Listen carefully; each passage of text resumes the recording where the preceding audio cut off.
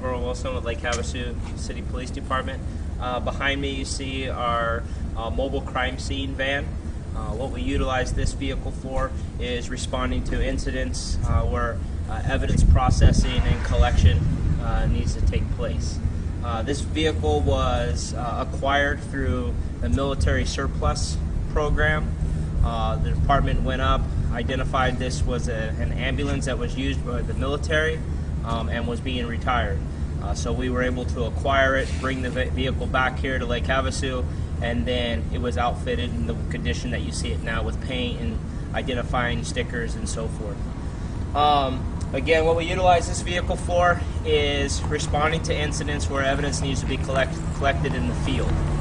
There's any number of equipment on here for identifying, preserving, packaging. We can do all of that right here off of this vehicle. So what we'll do is we'll start on this side here. We'll work our way around the vehicle, and I'll explain some of the equipment and some of the supplies that we have on it. This first door here is a side compartment. When we look on the inside, this just creates another access to be able to get into, so we're not in and out of the vehicle, as we're mixing easier access to work from. This is just a side entry into the vehicle. Because this used to be an ambulance that was converted over, the compartments worked really great to help us keep organized, we know what kind of supplies that we have, what kinds we need to put in here, and it helps us keep it very orderly and organized. We'll come back around. As we come to the back, we'll have a better view of looking inside. We'll just continue the outside compartments. This compartment here keeps our a Honda generator with an inverter so that we can run our lighting system off of it. We'll use the example of maybe a car accident that was on the highway or in a rural area or in a field, something like that, where here in the desert we don't have a lot of lighting, so this is a mobile unit that we can take. If we've got to go off the roadway, we can carry it into and provide lighting so that we can see as we're working.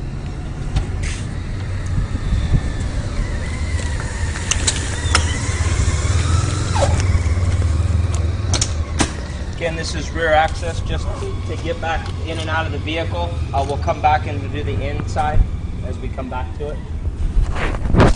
This compartment side here is a standard toolbox. Nothing real fancy in here with the exception of just tools that we may need. I have equipment to be able to make entry into vehicles. If there was a vehicle that we needed to make entry into for whatever reason, but we didn't want to break a window, we didn't want to damage the door, we needed to keep the vehicle in its current state the best that we can without disturbing any possible evidence, then we have the ability to get into the vehicle by manipulating the lock and so forth, so we don't create any damage to the vehicle.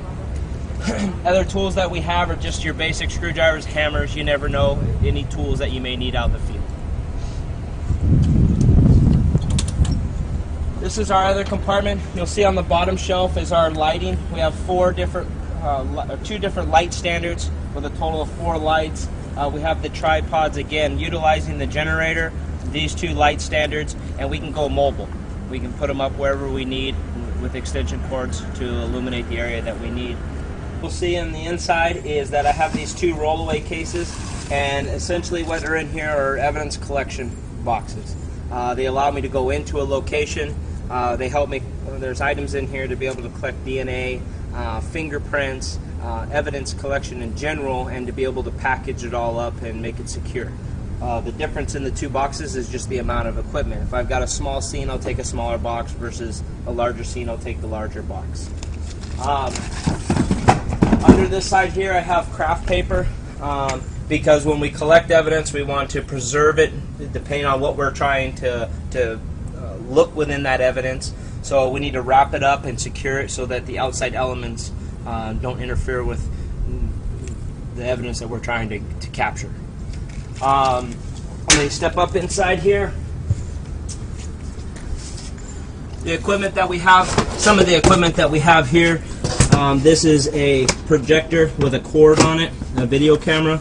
This allows us to get into tight spaces, to be able to look around corners without exposing ourselves. Maybe we need to get into a small crawl space, something like that, to be able to give us a view of what we're looking at before we get inside.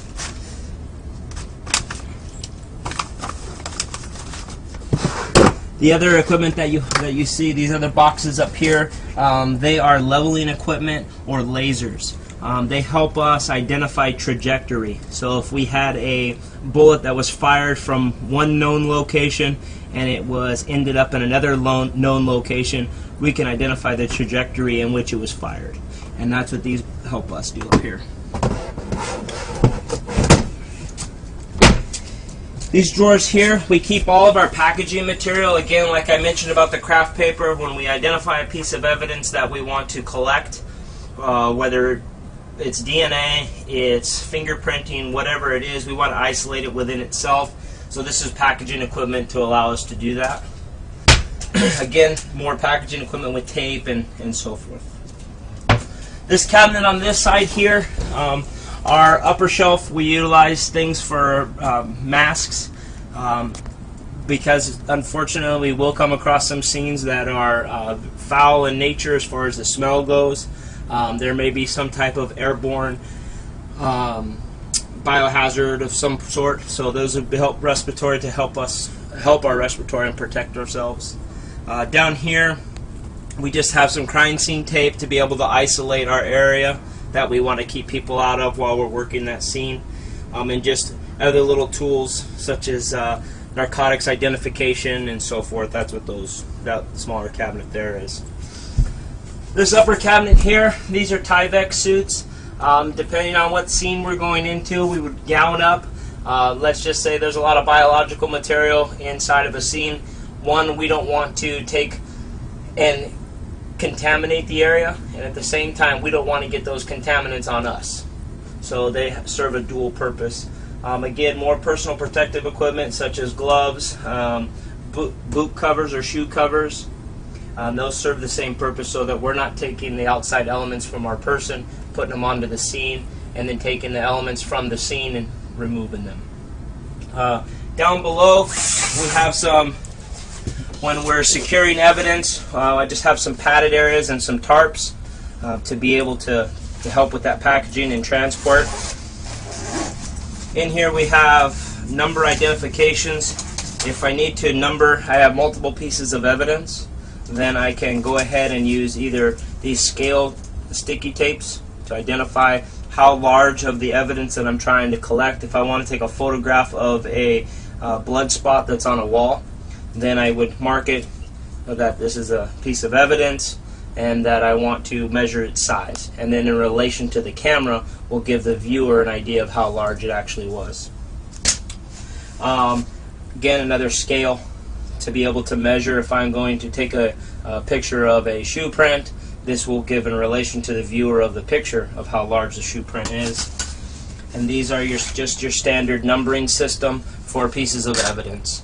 You put your numbers along your different pieces. Again, you have a scale in here to give an idea on how large it is, and then your pictures will identify your number of pieces of evidence.